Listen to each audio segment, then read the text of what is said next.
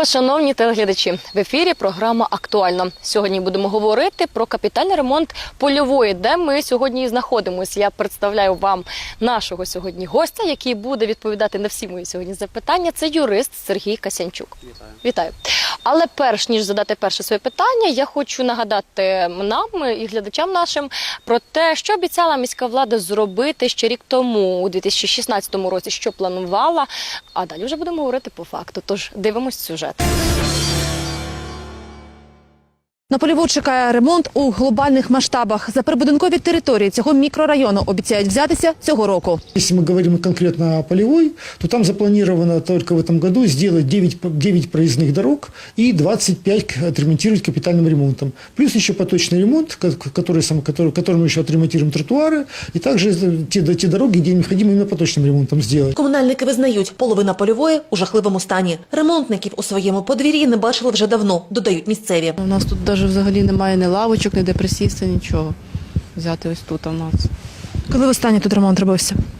Ой, я не пам'ятаю вже. Комунальники обіцяють взятися не лише за асфальт, від якого лишилася хіба що назва. Обіцяють комунальники взятися і за дитячі та спортивні майданчики під вікнами будинків. Спортивных планируется отремонтировать 3 майданчика, там отремонтируются, и детячих отремонтируют, там 14 майданчиков планируется отремонтировать. Ремонтувати цілий мікрорайон гуртом у Житомирі взялися вперше. До того ремонти були розпорошені по всьому місту. Цьогоріч під таку програму підпали спальні райони із найгіршою репутацією. Окрім Польової, пощастило, зокрема, Крошні. Только через наше управление выделяют деньги, только 12 миллионов гривен на капитальный ремонт, это только какая-то Полевая и Крошня. Это только на асфальтировку. 500 000 гривен у нас передбачено как раз на детячие майданчики, капитальный ремонт спортивных майданчиков и 200 000 гривен на освітлення. На даний момент проекти у розробці. Поточним ремонтам комунальники обіцяють дати відмашку у квітні. Капітальні розпочнуть з травня місяця. До речі, мікрорайон Польова будувався у далеких 70-80-х роках у 2 етапи. І, на жаль, сам мікрорайон не знав капітального ремонту ніколи. Поточні ремонти якісь проводились такі, а якось капітального ніколи не було. Я б хотіла зачитати певні цифри, якщо дозволите. Загалом місцевого бюджету на капітальний ремонт прибудинкових територій та міжквартальних проїздів виділяють 12,5 мільйонів гривень. Ще близько 2 мільйонів виділяють на поточні ремонти. Приблизно 3 мільйони йде на освітлення мікрорайону. Ще близько 1,5 мільйона гривень на обрізку дерев. Також за благоустрій ми переживаємо. І на роботи, які проводять комунальні підприємства, такі як Житомир Теплокомуненерго, виділяють 1 мільйон гривень, і на водоканал 800 000 гривень. Оці всі суми, я не дарма їх називаю через те, що доволі великі кошти з міського бюджету передбачаються на капітальний ремонт мікрорайону, планується багато гарних робіт, і мешканці в очікуванні гарного результату. Хотілося б поговорити про тендерні закупівлі, адже тендеру не проводилося, але роботи розпочалися. Розробили на об'єкти Польову, найняли підрядників. Чи, скажіть, будь ласка, не суперечить подібні дії теперішньому діючому законодавству не проводити тендери? Я почну з того, що потрібно брати до уваги те законодавство, яке діяло на момент заключення безпосередньо цих договорів, тобто це 2016 рік, літо, в більшості договорів були заключені літом. Наша місцева влада пішла таким чином, що вони, як ви вже зазначили, розробили, скажімо, мікрорайон Польову на певні об'єкти і прорахували таким чином, щоб вартість таких робіт по кожному об'єкту не перевищила 1,5 мільйона гривень. Чому так було зроблено? Тому що, відповідно до законодавства, якщо певні роботи, які плануються проводитись, якщо ця сума по ним не перевищує 1,5 мільйона гривень, то тендер проводити не обов'язково. Що, в принципі, і зробили. Тендер так і не оголошували, так? Однак, розумієте, що не позбавлена можливості міська рада була оголосити певний конкурс. Тобто для того, щоб все ж таки визначити не тих підрядників, які, по факту і взялися за цю роботу, а визначити, до прикладу, більш серед цих підрядників по конкурсу більш якісних, в кого більш якісь зручні умови, менша вартість, і так далі. однак пішли іншим шляхом. Наскільки мені відомо, пішли шляхом якоїсь певної довіри роками, тому що деякі фірми, які представлені підрядниками, зокрема у ремонтних роботах саме на Польовій, це ті фірми, які вже не один рік, як то говорять, співпрацюють із міською радою. Тобто їх часто запрошують на подібні роботи, і в принципі в цьому випадку вийшло так само. Довірились, так? Получається, що Скоріше за так. все, що так. 1,5 мільйони гривень. На той момент можна було і не оголошувати тендеру, і тобто, в принципі, підрядники приступили до роботи. Я вас правильно зрозуміла? Так, все правильно, все правильно. Тобто були заключені прямі безпосередньо договори з підрядниками на об'єкти. Ось, і по цим договорам відбувалися безпосередньо роботи. Роботи розпочалися і тривали доволі великий період часу, але договорами було зобумовлені рамки тривалості цих робіт. Підрядники мали вкластися у строки до кінця листопада 2016 року. Так? Певні роботи були зроблені, але, як показала експертиза вже пізніше, тому що міська рада вбачала сенс провести експертизу, зокрема асфальтового покриття, тому що було дуже багато нарікань, як зі сторони мешканців, як зі сторони також представників і влади, чиновників, посадовців, до того, що, мабуть, неналежна ця якість робіт і, зокрема, самого покриття. Було проведено експертизу незалежну, і жодна із 9 проб асфальтового покриття не пройшла перевірку. Але це було пізніше, аніж закінчився строк угоди. Тобто, в принципі, начебто підрядники і вклалися в роботу, але зробили її неякісно. Я хочу зараз нагадати нашим глядачам, точніше показати, що дійсно думають самі мешканці Польової про якість робіт. Тож дивимось. Давным-давно здесь запущено было, никто ничего не делал. А сейчас вот мы радовались, мы тут все соседи радовались, думали, ну приведут тут какой-то порядок, приведут все, чтобы было здесь красиво. Когда начали вот это все рыть, вот это все, ну как кроты. Там вырыли, тут вырыли. Тут были еще стояли вот эти, как называется, для бордюры целые привезли для того, чтобы сделать. Приехала машина. Трактор, забрали эти бордюры и увезли. Куда они увезли, без понятия. Спросили, что где-то на другой объект. Все. И вот сейчас весна, как говорится, лето, а у нас все раскурожено, ничего не делается. Запустили. И вообще вот этот, хочу заметить, ребята, что этот район вообще в опустошенном. Плохо работает. Начали, людям показали, что не начали делать, и все застыло. Да, Застыло, вы можете посмотреть, все застыло. осталось 30 метров доложить асфальт, там большая яма постоянная. Ну, 2 ведра асфальта можно было бы доложить, ее просто бросили, сказали, это уже не тот участок, и нам за это, Да, это как не бы не наше, платится, да. это не наш. Хотя, ну, я не считаю большой Проблемой доложить это этот 100%. асфальт. Там 30 метров пройти и засыпать эту яму 2 ведра, это небольшой ущерб для Все посрезали. бюджета. Нічого лучшого немає тут. Як було, так і є. Як осталися ями, так і є. Запилили деревья. Вот, сделали такие бордюры высотой по полметра, куда ни одна бабка не может перелезть. Это раз. Во-вторых, ни один инвалид не то, что на кресле заехать не может, даже с посторонней помощью тяжело. Вот. Ремонт, нос насыпали кучу земли, например. Непонятно для чего, зачем. Во всех дворах вывернули, все эти бордюры старые навалили на горы. Вот. Ремонт такой больше похож на распил денег. Вот. Что-то сделали, конечно, чтобы общественность не нялкала. Но в основном все это похоже на видимость какую-то работы, а не на работу. Качество очень плохое. Очень плохое качество. Смотрите, ничего не сделано. Ничего не доделано. Так слили этим, по-моему, смолой. Слили, и дождь пошел. И все, так и закинули. Очень неудобно. Потому что нет элементарного заботе вот о таких людях, как наши инвалиды. И сломали все скамейки, и до сих пор еще нельзя, и даже на улицу нельзя выйти. Да, это тревога всех наших пожилых людей. Ось що думають саме мешканці мікрорайону Польова.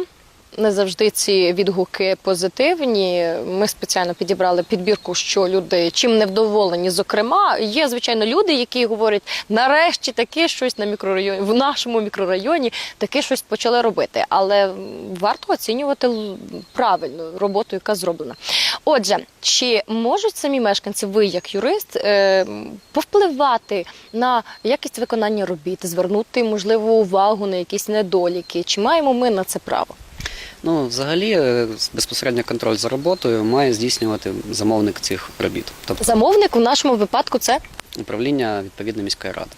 Однак мешканці, житомиряни, мешканці мікрорайону Польова, вони мають, ну, як на мою думку, виступати, вони можуть виступати тим важелем такого громадського якогось впливу на ці роботи, тобто можуть виявляти, тобто бачити, коли неозброєним оком видно, що десь щось зроблено не так, неякісно і так далі. Вони не позбавлені можливості звернутися в міську раду з відповідною заявою і вказати на цей факт. Розкажіть, будь ласка, детально, що б це могло бути? В якому форматі це можна викласти, щоб ми мали діалог із владою безпосередньо? Ну, це в порядку закону України про звернення громадян, тобто людина пише відповідне звернення, воно в довільній формі пишеться. Однак в ньому важливо зазначити саме ті факти, які були виявлені. Тобто, що, наприклад, десь не так зробили, не так поклали асфальт. Цей асфальт зійшов разом там зі снігом, да, як у нас було. І так далі. Тобто ці факти варто описати детально, можливо, фотофіксацію провести, роздрукувати, долучити до цієї заяви і подати безпосередньо в міську раду. Я радив би, якщо так робити, то подавати дві заяви, тобто одну із додатками безпосередньо, а на іншій просто, щоб міська рада, хто приймає цю заяву, ставив відмітку про те, що ця заява отримана, для того, щоб у людини було підтвердження, що вона все ж зверталась відповідний день до міської ради з цією заявою. У випадку, якщо, наприклад, ця заява загубиться, або людині скажуть, що про те, що ні, ви не звертались, то у вас хоча б буде доказ безпосередньо того, що ця завірна заява дійсно таки була передана. Як міська рада безпосередньо має реагувати на такі заяви? Це має бути якась відповідь чи як? Знову ж таки, по закону про звернення громадян, міська рада, вона на протязі місяця має відповісти, дати офіційну відповідь на таку заяву. Що вона вже там відповість, ці відповіді, це вже залежить від безпосередніх працівників, які будуть цим займатися. Однак було б логічно зреагувати на такі звернення належним чином, а одним із таких шляхів реагування в даному випадку це було б все ж, наприклад, виїзд на місце, де зазначено про недоліки. Чи мають запрошувати, наприклад, заявника на подібний виїзд, на таку комісію? Можна і так робити. Заявник може навіть в своїй заяві так, просити, щоб його долучили до цього. Ось, зрозумійте, немає такого якогось жорсткої регламентації цього процесу. Тобто це просто відношення міської ради, тобто чиновників, до процесу своєї роботи і до мешканців міста Житомира. Міська влада Житомира позиціонує себе як відкриту владу. Я думаю, що, в принципі, такий діалог можливий. І він потрібен для того, щоб дійсно були якісь гарні рішення і гарні висновки зроблені з подібного діалогу. Знову ж таки. Документи, які ви вивчали, тому що ви безпосередньо займалися взагалі капремонтом польової, мається на увазі вивченням документів, актів, договорів. Що цікавого ви там побачили? Так, якщо починати з загального, то було виявлено, що безпосередньо договори на виконання цих ремонтних робіт, вони були укладені управлінням міської ради із 5 підрядними організаціями, тобто там були фізичні особи-підприємці, а також юридичні особи. Тобто ви вивчали договори, у вас були на руках договори? Так. Тобто до мене потрапили копії договорів, актів виконаних робіт. Ось, невідомо, чи це всі договори, які були укладені, відповідно, акти, чи не всі, однак, приблизно ми порахували, приблизно виходить та сума, на яку і було оголошено взагалі ці роботи. Тобто приблизно 12 тисяч, як перше заявляли, так, там вже просто деякі нюанси? Мільйонів. Вибачте, 12 мільйонів, так, дякую за поправку. Перше запитання до вас, чи вкладалися підрядники у строки? Скільки документів? Згідно документації, в принципі, питань до підрядників жодних не виникло. Не розумію, тоді чому і багато нарікань? Багато нарікань, бачите, не до документів, так як це було оформлено, а питання до саме якості робіт. Я побачив те, що в принципі всі акти були закриті вчасно. Тобто, якщо роботи до кінця листопада мали бути зроблені, то по документам вони так і зроблені. І більше того, засвідчені представником технагляду, тобто який безпосередньо мав би контролювати сам цей процес, чи виконано ці роботи в відповідності до тих технологічних вимог, які ставляться до таких робіт. Якщо стоїть представлено на акті виконаних робіт печатка і підпис такої особи, яка має це безпосередньо контролювати, якби не може виникати, в принципі, то підстав вважати, що зроблена робота неякісна, так? Ось, тоді питання інше. Тобто ми зараз сидимо з вами в чисто відремонтованій польовій. Да. Згідно документів. Мало би бути так. Однак, я ще повернусь до змісту договорів. Вони, в принципі, всі однакові. Там різняться тільки об'єкти, де проводиться ремонт, і вартість таких робіт. Так ось, по цим договорам наша міська рада вона вносила аванс в розмірі близько 90% за ці роботи, які безпосередньо актом виконаних робіт і було оформлено. Тобто. Чи це нормальна практика робити такі великі аванси підрядникам? Можливо, це, наприклад, на закупівлю якихось будівельних матеріалів?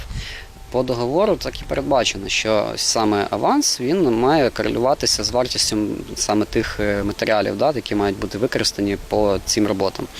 Однак, я особисто не бачив, не можу говорити про вартість матеріалів, у мене не було такої документації. Але можна припустити, що вартість матеріалів, якщо вона становить майже 90% від вартості ремонту всього об'єкта, тобто 10% – це вартість робіт, тут треба радитись вже спеціалістами з будівельниками, чи це так може бути, чи це трошки десь щось тут не так. Однак тут сенс в чому? В тому, що це повне право міської ради, тобто прописати в договорі ті умови, які вони прописали. Якщо вони рахують, що є сенс давати підрядникам аванс у розмірі до майже 90% вартості, це їхнє право, однак їх був обов'язок проконтролювати якість цих робіт, хід виконання. І якщо десь не так було неякісно зроблено роботи, як мало би бути, то знову ж таки, згідно цих договорів, міська рада мала виставляти претензії підрядникам. Причому претензії мали бути пред'явлені до того, як акти виконаних робіт вже були укладені. Тобто, чітко прописано в договорі, що акти виконаних робіт, вони оформлюються вже по завершеним об'єктам. Це раз. Два, те, що всі претензії, знову ж таки, пред'являються до заключення акту виконаних робіт.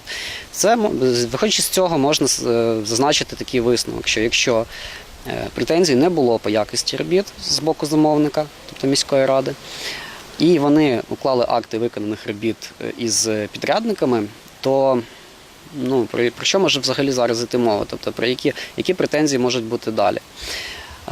То начебто, згідно документації, начебто всі підрядники молодці, вклалися у виконані строки, зробили роботу якісно, якщо акти підписані так, тим паче, що завіряєш не одна особа-замовник, там, мабуть, і нагляд є, технагляд, так, який також має. Ось, я про що хочу зазначити, що технагляд – це фізична особа-підприємець, яка займається цією діяльністю, якого запрошують також на роботу. Його відповідальність перевірити якість робіт. Якщо він перевірив якість робіт і засвідчив своїм підписом і печаткою те, що ці роботи виконані якісно, а в подальшому, провівши експертизу, виявилося, що це не так, тоді питання, що робить міська рада по відношенню, чи вчиняє вона якісь дії на даний момент по відношенню до цієї особи, яка здійснювала технагляд, чи якісь претензії йому виставляються, тому що, очевидно, що він свої послуги надав неякісно по технічному нагляду. То це питання теж зараз, як мені відомо, точніше мені невідомо, чи з цього питання щось взагалі ведеться якась робота. Можливо, неякісно і дещо навіть і непрофесійно. Я візьму на себе відповідальність, можливо, так припустити. 9 проб асфальту визнали неякісними. А що думають експерти з приводу асфальтного покриття на Польовій? Дивимось далі. Ну, тут важко щось сказати, але стики виконані не дуже якісно, тому що ми їх вже бачимо тут. Я не знаю, скільки тут рік ще не пройшло. Але таке враження, ми от бачимо, що стики не просмолені були і видно місцями вже там асфальтобетон існуючий був, він не знятий. І практично там товщини не було, щоб перекрити асфальтобетонне покриття, він вже зліз. Ну, а для того, щоб перевірити якість цього асфальтобетонного покриття, то треба робити випробування. Так візуально зверху поки що нічого не можна сказати. Судячи з цього, ми бачимо, що це стик ішов, от він видно його. А от ми бачимо, що вже лущення якесь тут відбулося. Видно, існуючий там асфальтобетон був вже і, видно, перекривався вже невеликим шаром асфальтобетону свіжого, він вже не тримається. Або не було підґрунтовки там. В першу чергу порушення технологій, це є халтура. Ми сьогодні повинні від цього відмовлятися, якщо ми так будемо робити. Ну, ямковий ремонт, я вже сказав, він потрібний, але якщо в даному випадку тут правильно зроблено, тут зроблено перекрито повністю, не ямковий ремонт, але не дотримана, видно, технологія, тому і отримуємо такий результат. Нове будівництво воно коштує менше, ніж переробити старе. Це ще затрати на те, що його переробити, перевірити, знову зняти, а потім вкладати нове асфальтобетон. От ми беремо асфальтобетонне покриття отут, вичищаємо, будемо говорити, так, ну ідеально миємо, висушуємо до того, щоб воно було дійсно сухе. На одне місце сипемо отсів, насипаємо, друге місце зволожуємо водою і третє місце сухе. І розливаємо тоді органічне в'яжуче. Тобто на отсів розливаємо, на мокре покриття розливаємо і на сухе. Там, де отсів ви взяли, його підняли, після того, як він остив, отак от коржиком положили, там нічого не буде. Оце то, що Борис Отена, я говорив, на отсів вложили. Там може знизу десь чуть отсів пристане. Там, де волога було покриття, ви взяли і от позняли, там навіть місця не буде, де він був. І там, де сухе було покриття, ви його там не зірвете вже, нічим не очистите. От і все, і все. Якщо ви в дощ ложили, вся причина. Тут навіть і можна і до ворожки не ходити. Ось така думка незалежного експерта, якого ми запросили на один із об'єктів. Безпосередньо приїхали на польову і подивилися, побачили, що побачили. Його така думка, що дійсно є певна халтура підрядників, вони трошки не зробили належним чином, що би мали зробити. Що можна вимагати від підрядників у цьому випадку? Давайте я так скажу. Якби це все було виявлено належним чином міською радою до того, як вони підписали акти виконаних робіт, то міська рада мала б виставити знову ж претензію, і за свій рахунок підрядник мав би виправити ці недоліки. Або міська рада могла б залучити інших третіх осіб, які виправили ці недоліки за рахунок підрядника, тобто з яким першочерговий був заключений договір. Ось. А в даному випадку тут питання вже йде репутаційне підрядника і репутаційна міської ради. Тому що якщо наша влада все ж таки ці акти оформила, значить, а зараз вимагає виправлення недоліків уже постфактум, то, напевно, вона розраховує все ж таки на якийсь репутаційний чи, можливо, інший якийсь вплив на підрядника. Тобто, що підрядник захоче омити своє чесне ім'я і виправитися перед містом, перед жителями, зокрема, тому що людям тут жити. В принципі, підрядники, вони також тут знаходяться і виконують не одні роботи. Ви про це маєте на увазі? Так, тут ще, я хотів би сказати про те, що міська влада, вона ж може потім, в принципі, не укладати ніякі договори на майбутньому з цими підрядниками, може їх в так званий якийсь умовний чорний список занести. Так. Тобто, можливо, таким шляхом міська рада зараз хоче йти. Але якщо б це були гості, припустимо, намалюємо таку картинку, якщо б це були підрядники, були б гості з інших якихось міст і регіонів, я допускаюся такої думки, якщо акти підписані, значить, в принципі, робота прийнята. І зараз говорити про те, що підрядник мусить виконати роботи за свій рахунок, вони б могли б сказати, наприклад, ні, ми цього робити не будемо за свої кошти і можуть подати в суд, чи я не права? Бачите, змусити підрядника, міська рада змусити підрядника переробити ці роботи могла би яким чином? Тобто, якби, наприклад, аванс був не в такій великій сумі. Тобто зараз десь в районі 13-10% ще міська влада має доплатити по цим роботам. Ось. Але цим відсотком я не думаю, що можна так сильно мотивувати підрядника. Да. Якби це було хоча б 50%, тоді можливо. А так, я не думаю, що це той важель. Тобто тут, на мою думку, в добровільному порядку виправити ці роботи, це можливо за рахунок репутаційних якихось нюансів, або вже примусово в судовому порядку або компенсувати кошти, або зобов'язати виправити роботи. До речі, що думають, про що говорять у міській раді, давайте подивимося. І які важелі впливу такі знайдуть на підрядників? Причина там только была одна – это погодные условия, скажу вам сразу. То есть технологически класть асфальт в осенне-зимний период времени фактически запрещено. Соответственно, произошло и невыполнение договорных обязательств перед городом. Есть дефектовочные акты по каждому объекту, есть незавершенные объекты, есть объекты, которые были завершены, но зима показала, что был некачественный асфальт, он фактически в каких-то местах посходил. Есть обязательства подрядчиков в этом году за свой счет исправить все недоработки, какие были по объектам.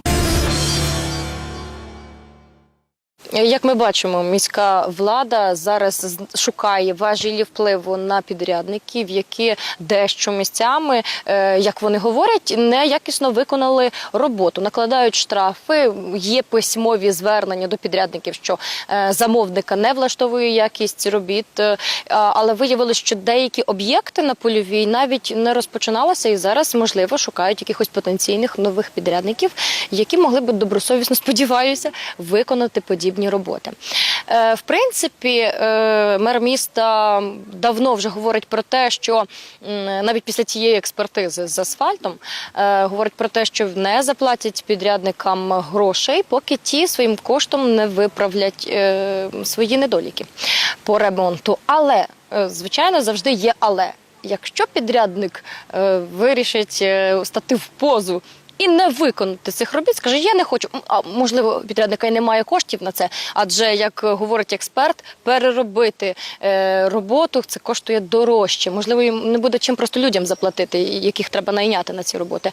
Якщо підрядник не виправить роботу, яка перспектива змінити ситуацію на краще? Перспектива судова. Це один, в принципі, такий шлях, скажімо, цивілізований, адекватний в даному випадку. Але чи ця перспектива, вона реальна, це вже інше питання. Тому що у нас місцева влада, вона не має ніякого впливу на судову. Тобто це йде розгалуження. Автономія така собі, там так? Цього бути не може, в принципі. І тут просто виникає таке питання, що чим буде аргументувати міська влада, тобто свою позицію. Напевне, результатами експертизи. Це перше, так. Так, як варіант. А підрядник зі свого боку може надати підписані акти робіт? Розумієте, тут вже, якщо це буде судовий процес, то тут треба говорити про те, що має бути експертиза вже незалежно судова проведена за клопотанням однієї зі сторін. І це все час. Тобто такі експертизи, тим більше тут дуже велика площа цих робіт по мікрорайону Польова. І ця експертиза, вона, по-перше, затратна, по-друге, вона в часі буде розтягнута, можливо, на півроку, я думаю, мінімум, тому що, я ж кажу, це процес такий складний. Це все йде час. За цей час підрядники можуть нічого не робити, вони можуть посилатися на те, що триває судовий розгляд цієї справи.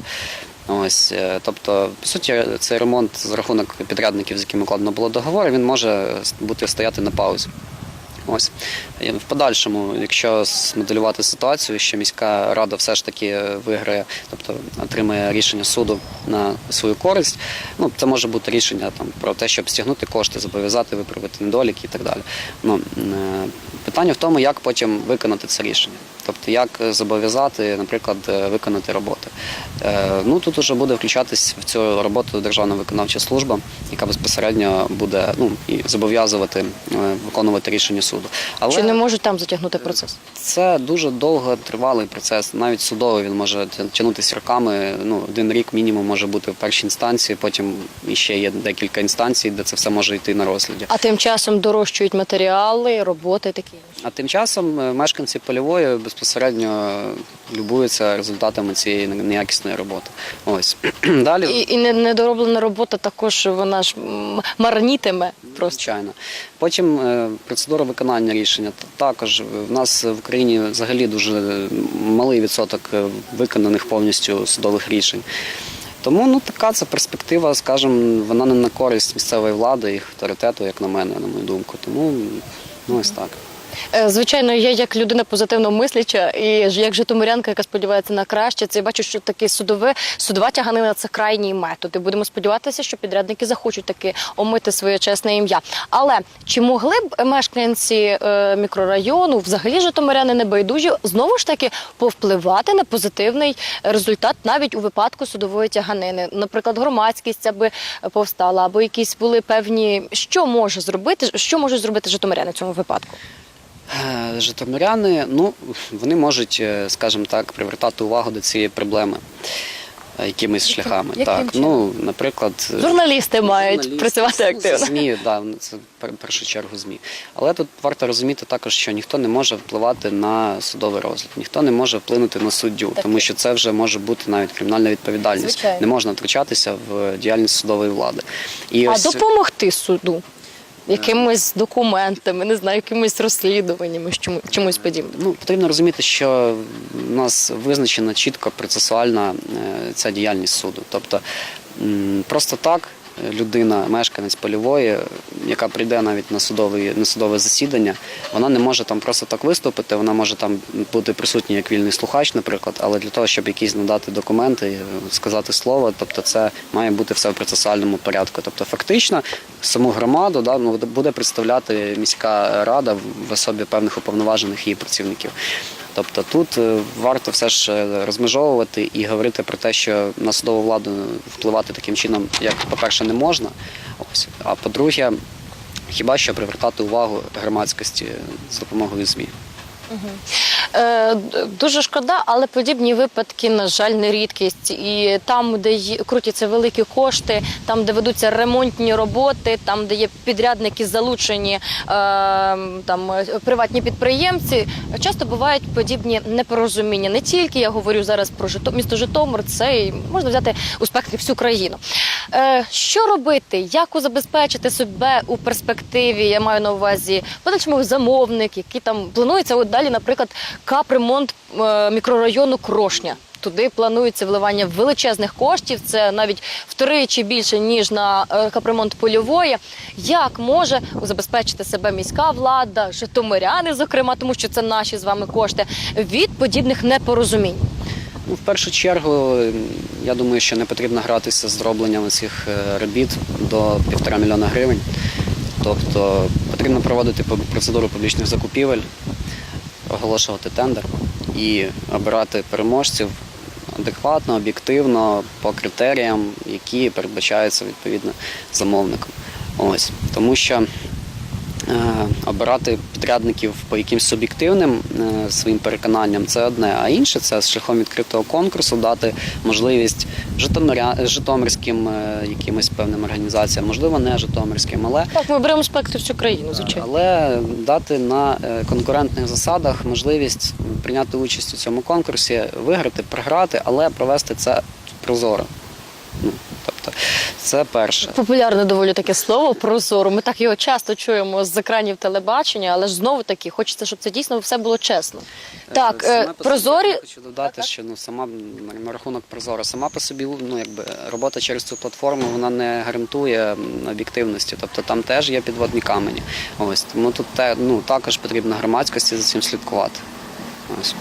Все-таки за громадськістю не останнє слово, як я доходжу до висновку. У перспективі, тобто будь-який регіон має проводити тендерні закупівлі. Це перша передумова до того, що дійсно результат буде бажаним. Що ще можна зробити для того, аби були позитивні результати. Я зараз маю на увазі, можливо, ви сказали про деякі суб'єктивні речі, можливо, просто у нас не було, так як скажемо, зараз бізнесу нелегко насправді. Я скажу таким чином. Потрібно чітко розуміти, щоб в цих відносинах між міською владою і підрядниками були якісь важелі стримувані противаг. Тобто, якщо ви даєте аванс 90%, то слідкуйте уважно за виконанням робіт, за якістю. Якщо авансовий цей платіж він буде меншим, то відповідно, як один із важелів впливу на цю ситуацію, можна було б його використовувати.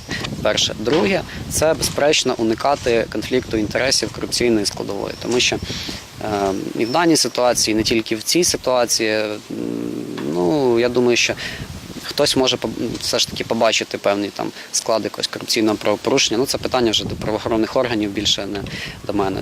Тобто, але в будь-якому випадку потрібно цього всього уникати, тому що місцева влада, вона ж працює на свою громаду і в її інтересах.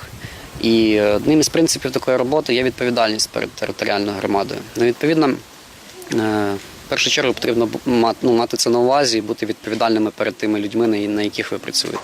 Які вас обирали безпосередньо.